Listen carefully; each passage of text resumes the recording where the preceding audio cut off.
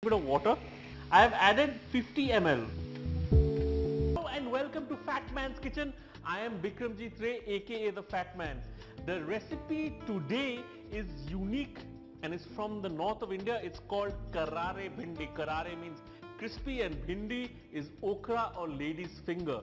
This recipe is great as an addition to rice and dal or lentils. It's also eaten on its own as a snack.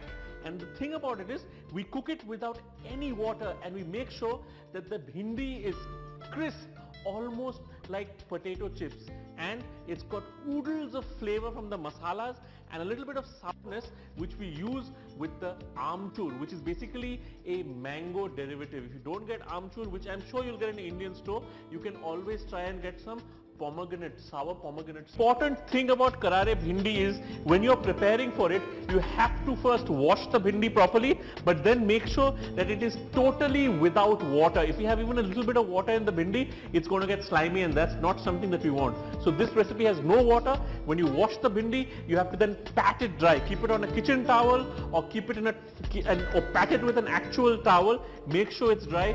Dry it in the normal counter and then we can start this recipe. I'm first warming up 2 tablespoons of vegetable oil.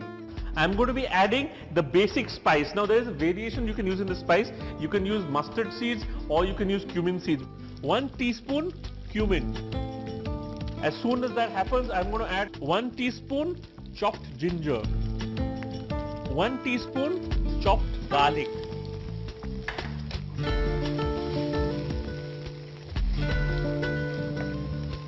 after which I'm going to add 1 chopped onion. This is a dish where it's all about high temperature cooking, so you have to be very careful since we are not adding any water. Whatever little water there is going to be coming out from the vegetables that we add here.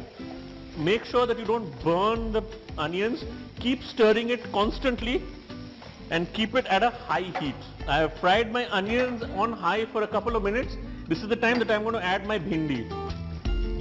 300 grams of okra or lady's finger. Give it a little stir and then I'm going to put in the spices. I'm going to put in half a teaspoon of coriander powder, half a teaspoon of asafoetida and salt to taste. And then I will continue stirring. Remember, the heat is high.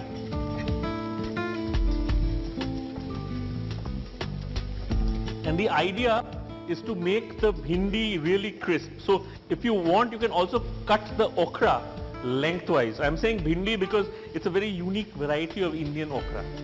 The okra or the lady finger should be cut lengthwise. It can be chopped like I have done. You can make it even thinner than this. It all depends on what level of thinness you want to show in your dish.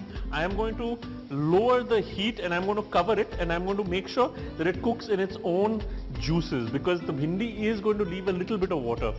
So now we cover it and we wait for the bhindi to cook in its own juices, which takes about 10 minutes. My bhindi is nice and crisp. At this moment I am going to finish it off by adding some amchur, which is a dry mango powder which is available in Indian stores, 1 teaspoon. And finally, half a teaspoon of garam masala, which is a mix of the 3 spices, clove, cinnamon and cardamom. And I shall mix this up. Karare bhindi is done.